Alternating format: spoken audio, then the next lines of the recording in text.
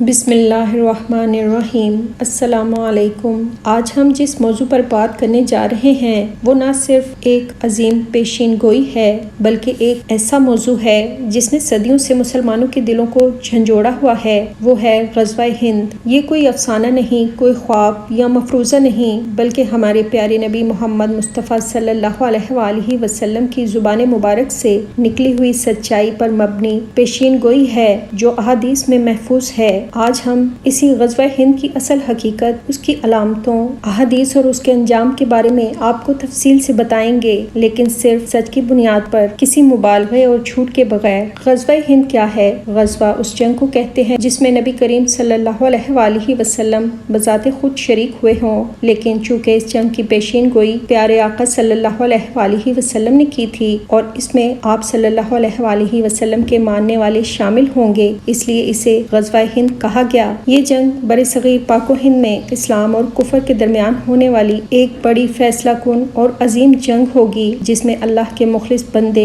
فتح پائیں گے اور اسلام کا پرچم سربلند ہوگا۔ حضرت ثوبان رضی اللہ تعالیٰ عنہ روایت کرتے ہیں کہ نبی کریم صلی اللہ علیہ وآلہ وسلم نے فرمایا کہ میری امت میں دو گروہ ایسے ہوں گے جنہیں اللہ تعالیٰ نے دوزخ سے بچا لیا ہے، ایک وہ جو ہندوستان سے لڑیں گے اور دوسرے وہ جو عیسیٰ ابن مریم علیہ السلام کے ساتھ ہوں گے۔ ایک اور روایت میں نبی کریم صلی اللہ علیہ وآلہ وسلم نے فرمایا کہ یقیناً تم ہندوستان پر حملہ کرو گے، اللہ تعالیٰ تمہیں وہاں فتح عطا کرے گا، تم ان بادشاہوں کو زنجیروں میں جکڑ کر لاؤ گے، اللہ تعالیٰ تمہارے گناہ معاف کر دے گا، پھر جب تم واپس آؤ گے تو تم شام میں عیسیٰ ابن مریم کو پاؤ گے۔ یہ احادیث واضح کرتی ہیں کہ غزوہ ہند ایک حقیقی جنگ ہے جو قرب قیامت کے زمانے میں ہوگی اور اس میں شامل افراد کو جنت کی خوشخبری دی گئی ہے۔ غزوہ ہند کے وقت کے متعلق کوئی قطعی اور حتمی تاریخ حدیث میں موجود نہیں ہے، لیکن علامات قیامت کے قریب اس جنگ کا امکان ظاہر کیا گیا ہے۔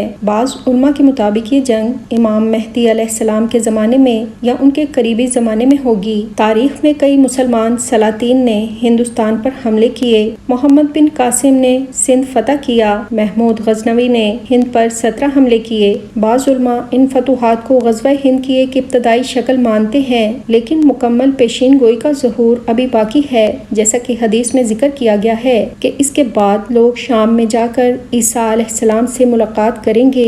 نبی کریم صلی اللہ علیہ وآلہ وسلم نے ان مجاہدین کے لیے فرمایا کہ اللہ ان کے گناہ معاف کر دے گا اور انہیں جنت عطا کرے گا، ان کے ہاتھوں کفار کے بادشاہوں کو گرفتار کیا جائے گا۔ یہ الفاظ معمولی نہیں ہیں، یہ ان لوگوں کے لیے ہیں جو خالص اللہ کے لیے لڑیں گے، دنیا کے لالچ یا فتنہ انگیزی کے لیے نہیں۔ بعض علماء اور تجزیہ نگاروں کا خیال ہے کہ چونکہ پاکستان ایک ایٹمی اسلامی ریاست ہے اور ہندوستان کے ساتھ اس کا زمینی تنازع بھی موجود ہے، اس لیے غزوہ ہند میں پاکستانی مسلمانوں کا کردار اہم ہو سکتا ہے۔ تاہم یہ ایک اجتہادی رائے ہے اور قطعی ثبوت نہیں، کیونکہ حدیث میں کسی ملک کا ذکر نہیں کیا گیا، صرف مومنین کی بات کی گئی ہے۔ غزوہ ہند کے بعد مجاہدین شام کی طرف روانہ ہوں گے، حضرت عیسیٰ علیہ السلام سے ملاقات ہوگی اور پھر دجال کے خلاف آخری معرکہ ہوگا اور اسلام پوری دنیا میں غالب آ جائے گا۔ غزوہ ہند صرف فوجی طاقت سے نہیں جیتی جائے گی بلکہ ایمان، اخلاص اور قربانی سے ہوگی۔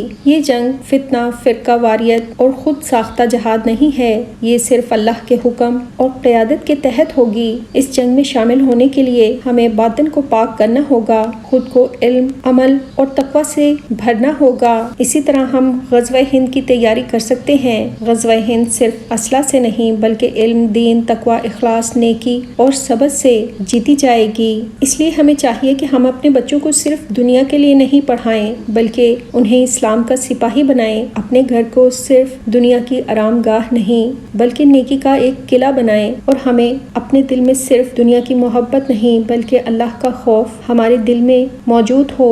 یا اللہ ہمیں اس وقت کا سپاہی بنا، ہمیں صرف تماشائی نہ رہنے دے، ہمیں ان لوگوں میں شامل کر جو تیرے دین کی مدد کریں، ہمیں غزوہ ہند کے ان سچے مجاہدین میں شامل کر جنہیں تو نے جنت کی بشارت دی ہے۔